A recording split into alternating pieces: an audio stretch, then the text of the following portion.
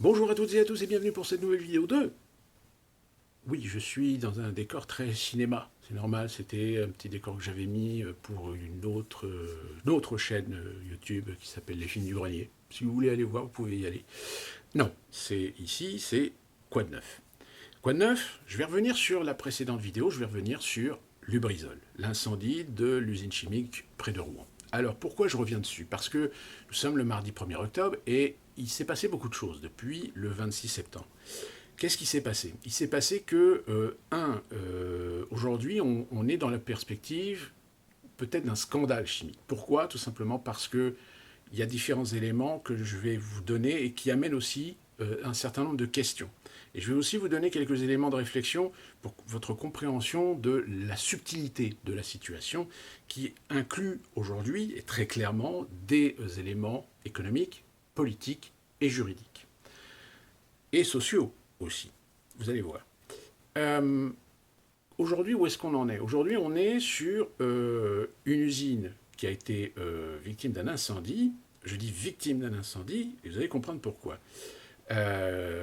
Dans cette usine, l'incendie s'est essentiellement focalisé sur le lieu de stockage. Les systèmes de traitement ont été un peu touchés, mais du dire du directeur du site, les réparations peuvent se faire et permettre à l'entreprise de reprendre une semi-activité partielle assez rapidement. Qu'est-ce qu'on a eu? On a eu des fumées. Alors, pour les fumées, il faut déterminer qu'est-ce qu'il y avait dans cette usine. Et là, on est déjà en face d'un problème, puisqu'on a un certain nombre de produits qui ont été émis, qui ont été analysés. On a analysé l'air, on a analysé les suies pour essayer de déterminer s'il y avait des toxicités, etc. Alors il y en a quelques-unes, toxicités, mais pas aussi importantes que ce que les autorités en disent. Le seul problème, c'est que les autorités, elles vous présentent en effet des documents PDF sur les analyses qui ont été faites en laboratoire. Apparemment, on attend encore certains résultats. Mais de dire de certains spécialistes de la chimie, etc., il semblerait que les analyses se focalisent sur un certain nombre de produits. Et c'est là que la question se pose. Qu'est-ce qu'il y avait comme produit dans ce stock? Alors moi je vais vous dire, sincèrement, Lubrizol, Seveso niveau haut, l'obligation d'un listing et d'un référencement de tous les produits existe. Il y a un document qui existe. Donc on sait pertinemment ce qu'il y avait comme produit dans ce stock au moment de l'incendie. Donc il est très facile pour des laborantins, pour des chimistes, de vous dire, voilà, avec tel produit combiné, avec de l'eau, avec du feu, etc., ça peut émettre tel ou tel gaz. Tel ou tel gaz, combiné avec un autre gaz, peut avoir une certaine nocivité, etc. Tel ou tel gaz peut en effet être odorant, peut être visible, comme il peut être aussi indolore et incolore, c'est-à-dire un gaz que vous ne sentez pas et que vous ne voyez pas. Ça aussi, ça existe. Donc là, déjà, il y a un souci. C'est que comment se fait-il que l'autorité, comment se fait-il que le préfet est incapable de donner la liste des produits qui étaient disponibles dans ce stock de Lubrizol? Hein, je vous dis, il existe un document. Ce document permet de donner un petit peu déjà une réponse sur le nombre de produits et le type de produits qui étaient dans cette usine. C'est le résultat du contrôle du 6 septembre 2019 qui est disponible sur le site internet spécialisé. J'essaie de vous mettre le lien pour que vous puissiez constater. C'est également sur ce document qui a été émis sur internet, que moi-même aussi j'ai posté dans le blog. On y voit aussi des produits radioactifs ou à teneur radioactive, mais confinés. C'est-à-dire qu'il n'y a pas une dangerosité radioactive proprement dit, mais l'appareil, suivant les conditions de l'incendie, les teneurs de chaleur ou les soumissions de chaleur à ces produits, n'y a-t-il pas eu d'altération? N'y a-t-il pas eu d'émission de particules radioactives, même très infimes? Comme je l'avais expliqué d'ailleurs dans ma précédente vidéo, je pense que la contamination radioactive, s'il y en a une, elle sera vraiment très très très infime, très très minime et sans réel impact. Mais quand même, il faut savoir qu'il y a des gens qui ont des pathologies relativement fragiles et qui, eux, par contre, peuvent éventuellement développer, à cause de cette radioactivité, des problèmes de santé, à moyen terme comme à court terme, ou même à long terme. Donc ça, c'est aussi un problème. L'autre question, c'est pourquoi la préfecture a-t-elle mis autant de temps à réagir? Ça veut dire quoi? Ça veut dire que l'incendie qui a été officiellement déclaré à 2h45 du matin, les premières alertes sont tombées à 7h30 du matin, les sirènes ont sonné à 8h, aux alentours de 8h, uniquement apparemment sur 3 communes, avant une alerte sur 13 communes. Pourquoi avoir attendu autant de temps? Pourquoi avoir attendu 5h du matin pour donner l'ordre du confinement de tous les gens qui habitent dans un périmètre de 500 mètres autour de l'usine? 2h45, 5h du matin, ça fait quand même large. Surtout qu'un incendie, l'intensité de l'incendie peut amener des altérations, peut amener des combinaisons avec les produits chimiques. Et en plus de ça, on a appris, l'appareil, que le toit a été amianté, que ce toit, le fait que la rumeur que le toit a été amianté a poussé je crois le 27 ou le 28 septembre, la préfecture a dit ah oui en effet il y a eu de l'amiante, etc. Mais si ça se trouve peut-être si jamais personne n'avait dit sur internet qu'il y avait de l'amiante, on n'aurait jamais su qu'il y avait de l'amiante dans le toit. Là pareil, l'amiante c'est un peu particulier, parce que si c'est de l'amiante peinte, ça ne cause aucun risque.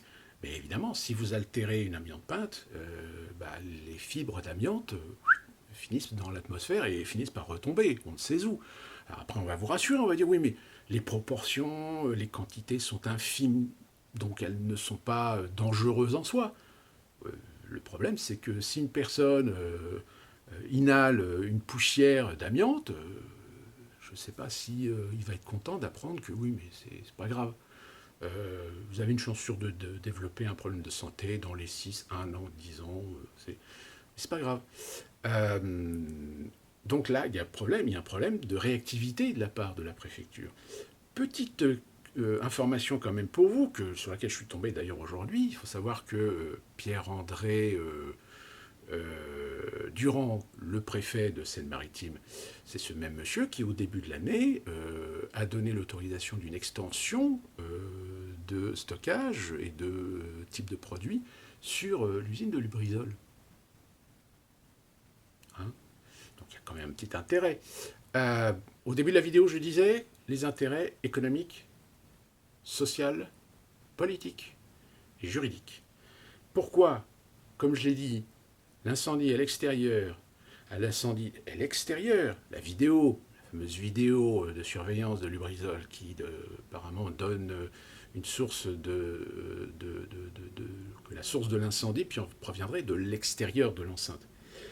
C'est très important, pourquoi? Parce que si la justice et l'enquête retiennent cet élément comme foi de vérité, cela défausse complètement Lubrizol au niveau de sa responsabilité. Puisque l'incendie émanant de l'extérieur, la propagation, n'est pas de la responsabilité de Lubrizol. Et donc Lubrizol sera complètement écarté de toute responsabilité et écarté de toute implication à l'avenir.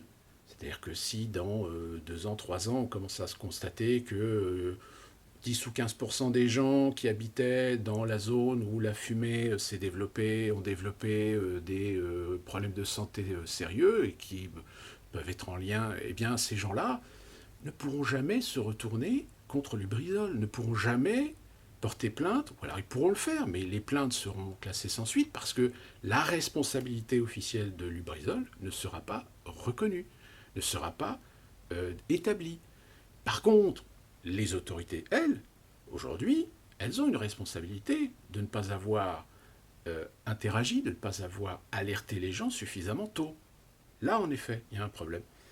Problème d'évacuation, problème de confinement, problème de demander aux différentes entreprises, aux différents entrepreneurs, aux différents de ne pas ouvrir, de demander à leurs employés de retourner chez eux, de fermer. Je veux dire, le nombre d'entreprises qui ont quand même ouvert, je pense particulièrement au Dock 76, le centre commercial qui se trouve pour l'autre côté de la Seine, qui ne vous dit pas que pendant toutes les heures où ils ont peut-être été ouverts, les climatisations ont drainé des gaz inodores et indolores dans l'ensemble de l'établissement. La preuve, c'est qu'il y a des gens dans cet établissement qui ont, au bout de quelques heures de travail, ressenti des maux de tête, des nausées, des vomissements, etc. Donc là, pareil, il y a une responsabilité. Une responsabilité, à un moment donné, de ne pas avoir pris une décision pour ce qu'on appelle la mesure de précaution. C'est-à-dire demander à l'ensemble des acteurs économiques et sociaux de la zone d'évacuer, de se confiner, de ne pas ouvrir. Donc là, en effet, il y a une question à poser.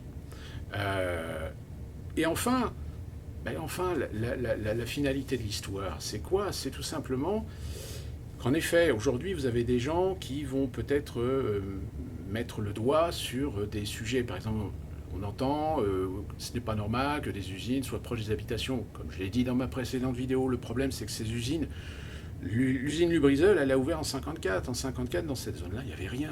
Je veux dire, Petit-Quevilly était encore une petite commune qui n'était pas aussi étendue.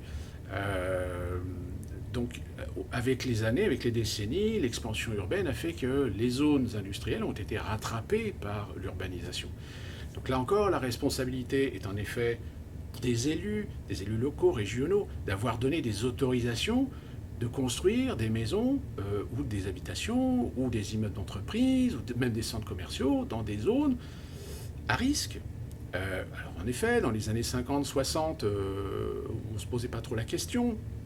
Il faut savoir que Seveso, c'est l'accident qui a eu lieu en Italie, a donné naissance à cette réglementation qui a été renforcée par l'accident d'AZF à Toulouse, qui a élargi la zone Seveso.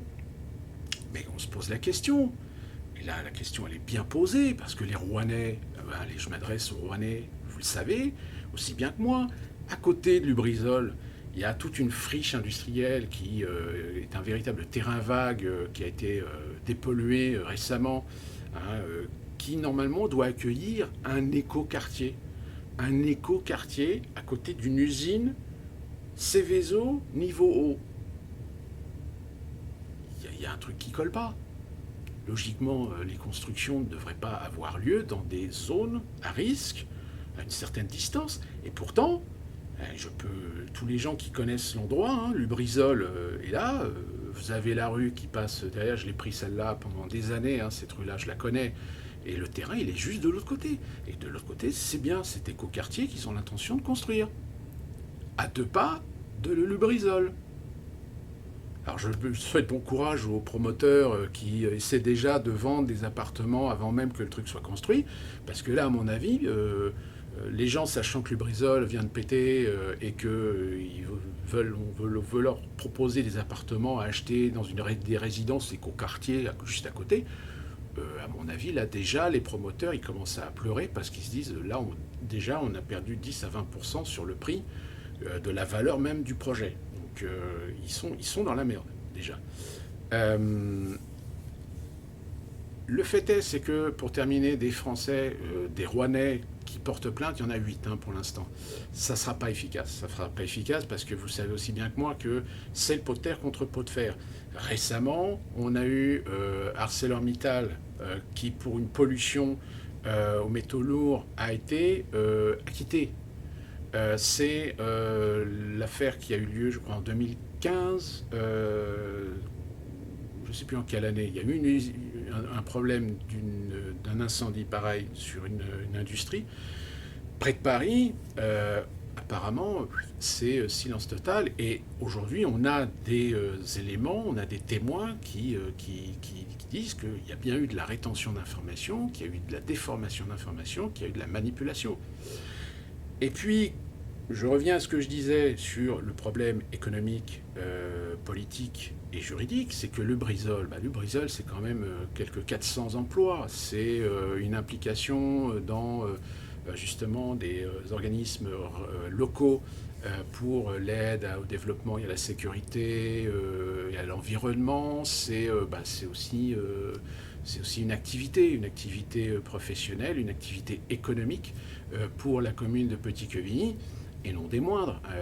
Donc il y a des enjeux économiques qu'il faut prendre aussi en considération, sauf que le problème, c'est qu'il faut aussi à un moment donné avoir des consensus. Or là, il est clair que l'autorité n'a pas de consensus. L'autorité, elle veut tout simplement cataloguer les informations qu'elle veut bien donner pour dire, il y a eu un incendie, mais voilà, finalement, on s'en sort bien, ça aurait pu être pire, contentez-vous de ce qu'on vous dit et on passe l'éponge et on repart comme en l'an 40.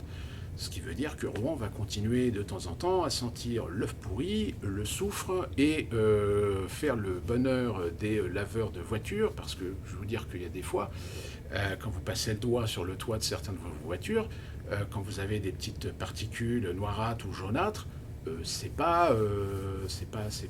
dire, c'est pas que du pollen, hein, qu'on soit bien clair. Donc voilà, donc courage aux Rouennais. Ce sont des petits éléments d'information. Et puis surtout, par contre, les masques, si vous voulez vous protéger des gaz, c'est des masques à gaz avec des filtres et pas les masques comme ça. Alors que vous utilisez des masques en mettant un petit peu d'huile d'essentiel qui sentent bon pour éviter de sentir. Là, d'accord. Mais ces masques en tissu ou en papier ne protègent pas du tout des gaz toxiques, hein. C'est juste la petite anecdote.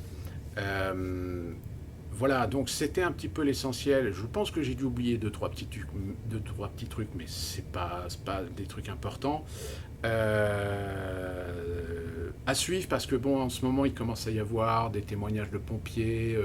Alors faites très attention parce qu'il y a aussi des témoignages de gens qui se disent avoir été là, etc. Alors qu'en réalité, voilà, je dirais, le problème, c'est que malheureusement, les médias essayent parfois de faire un peu de sensationnel, et il y a parfois aussi des gens qui se disent des témoins alors que c'est en réalité des gros mythos et qui disent un petit peu n'importe quoi.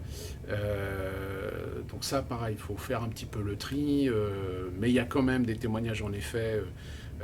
Là, il y a eu récemment un expert en laboratoire qui a été interrogé par BFM, qui a dit qu'il y a des données qui manquent et qu'il y a certainement une volonté de cacher un certain nombre de données qui pourraient éventuellement servir à l'avenir. Les intérêts de certaines personnes qui seraient désireuses de porter plainte parce qu'elles ont des problèmes de santé, et ces problèmes de santé sont clairement peut-être liés, peut-être parce que la justice, elle aussi, va jouer son rôle d'essayer de dire oui, mais il n'y a aucune preuve qui dit que ce que vous avez aujourd'hui est la conséquence de ce que, etc. Oui, mais sauf que si on fait une analyse, une étude statistique du développement de certaines maladies dans la zone où la fumée est passée auprès de certains nombres d'habitants, là, en effet, là, il y a quelque chose, il y a bien un élément de réflexion intéressant à avoir, sauf que là, pour l'instant, c'est pas encore, c'est beaucoup trop tôt. Il faut malheureusement attendre un peu pour voir s'il y a véritablement des conséquences sur la santé. Il y en aura forcément, puisqu'il y a des gens, comme je l'ai dit tout à l'heure, il y a des gens qui ont des pathologies fragiles, etc., et qui risquent en effet, pour avoir été exposés, d'avoir quelques soucis.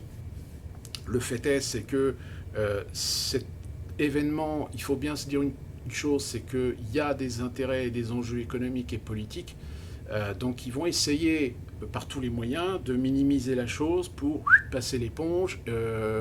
On va mettre peut-être en place une cellule de crise avec le gouvernement pour faire plaisir, pour essayer d'atténuer les tensions, etc. Mais à terme, sur du court terme, dites-vous bien que l'affaire, on va passer l'éponge. Et puis, peut-être dans quelques années, il y a des gens qui vont commencer à développer des problèmes de santé, des problèmes respiratoires, peut-être même des cancers.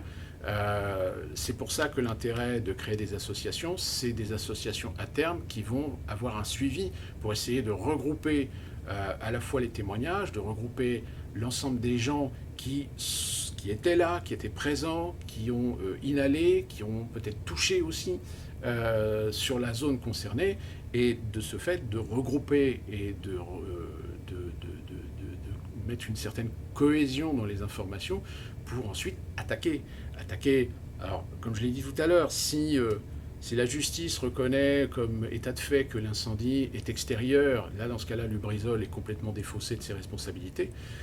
Mais par contre, on a encore des possibilités de pouvoir attaquer la préfecture, d'attaquer l'État, parce que l'État aussi a été, je veux dire, ils ont quand même envoyé 4 ministres. Les 4 ministres, il n'y en a pas un qui a posé les bonnes questions, il n'y en a pas un qui a obligé les autorités, qui a obligé le préfet à donner plus d'éléments, à donner plus de réponses aux attentes des habitants. Donc voilà, c'est une affaire, je pense, à suivre. Voilà, c'était une deuxième vidéo sur le même thème. Désolé, mais ça me touche aussi, puisque je suis rouennais. J'ai aussi des amis, des potes, d'anciens collègues qui sont toujours là-bas, dont des collègues qui m'ont rapporté que ils ont quand même ont pris bien plein la tête de cette fameuse fumée. Et puis nous, on se retrouve très prochainement pour une nouvelle vidéo. Et d'ici là, portez-vous bien.